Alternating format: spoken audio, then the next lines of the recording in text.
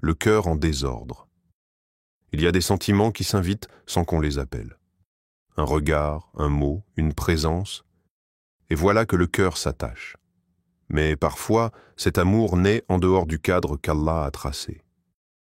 Que faire alors quand le cœur aime, mais que la raison se rappelle de la foi? As-tu déjà aimé quelqu'un en silence, tout en sachant que cet amour ne pouvait pas être vécu dans le halal? T'es-tu déjà demandé si Allah t'avait mis à l'épreuve, ou guidé vers lui à travers cette douleur? Et sachez que vos biens et vos enfants ne sont qu'une épreuve, et qu'auprès d'Allah, il y a une énorme récompense.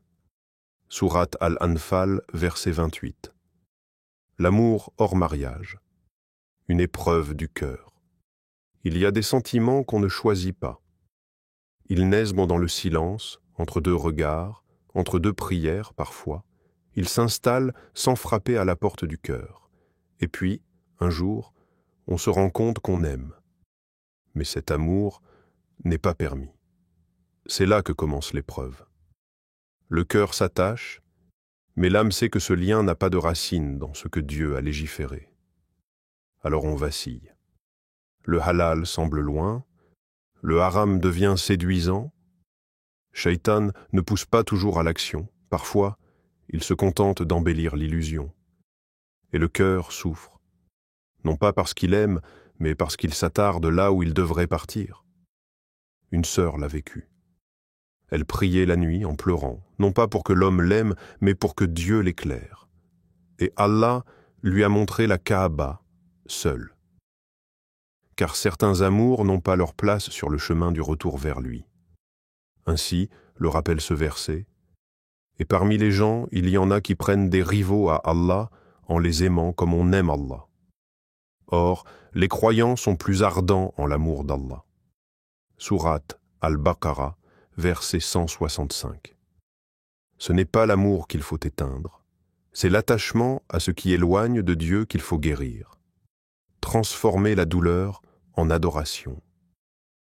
Il y a des douleurs qu'on cache sous l'oreiller dans le silence d'une nuit où tout le monde dort, sauf le cœur. L'amour non partagé ou interdit laisse des cicatrices que seul Allah peut lire. Mais cette tristesse n'est pas une fin, elle peut devenir un passage. Tu pleures? Pleure. Mais dirige tes larmes vers le ciel, parle-lui, car parfois la douleur est une invitation divine. Une cassure voulue, non pas pour te détruire, mais pour t'attendrir. Et dans cette blessure, Allah te rend plus réceptif, plus sensible, plus proche.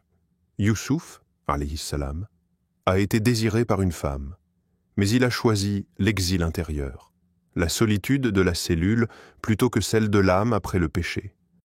Il a dit, d'une voix chargée de foi, « Ô mon Seigneur, la prison m'est préférable à ce à quoi elle m'invite. » Sourate Youssouf, verset 33. Quelle parole, quelle offrande de soi.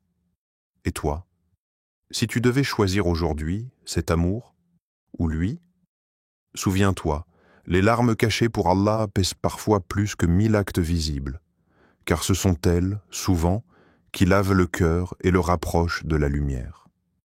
L'attachement à Allah, la véritable guérison, l'amour humain est fragile.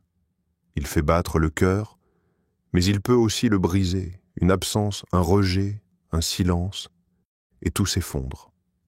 Tu avais mis ton espoir dans un regard, ton bonheur dans une présence. Mais ce que tu avais oublié, c'est que l'amour, quand il n'est pas dirigé vers celui qui ne déçoit jamais, finit toujours par blesser. Le prophète Muhammad, lui aussi, a aimé. Il a connu la perte, la séparation, le deuil. Khadija était son soutien, son réconfort, son abri. Quand elle est partie, il a pleuré. Oui, il a pleuré. Mais il n'a jamais vacillé.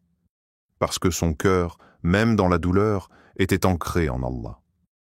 Il savait que la véritable consolation ne vient pas des gens, mais de l'essence qui ne meurt jamais. Il est dit dans le Coran comme une promesse pour ceux qui souffrent en silence, ceux qui ont cru et dont les cœurs se tranquillisent à l'évocation d'Allah. N'est-ce point par l'évocation d'Allah que se tranquillisent les cœurs? Sourate Ar-Ra'd, verset 28. Et si cette douleur n'était pas une punition, mais un rappel? Un doux rappel que ton cœur a besoin de revenir là où il a toujours appartenu. Que faire concrètement?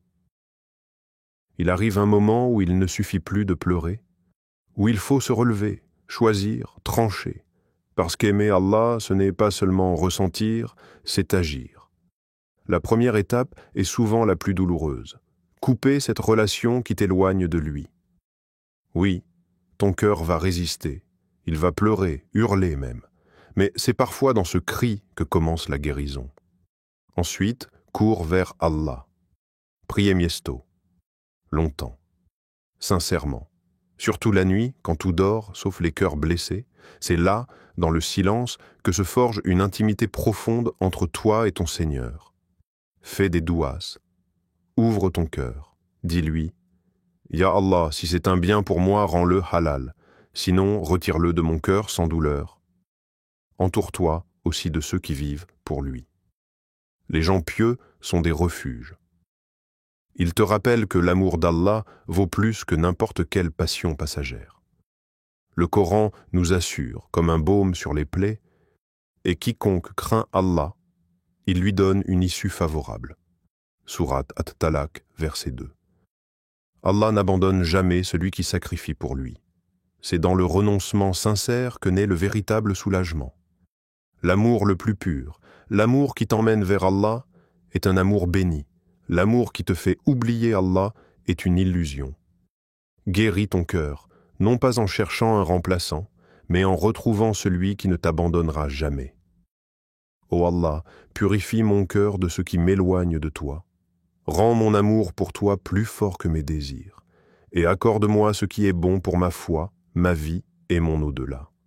Et toi, es-tu prêt à aimer pour Allah, à t'éloigner pour Allah, à attendre le bon moment, le bon cadre, la bonne personne, par sa permission?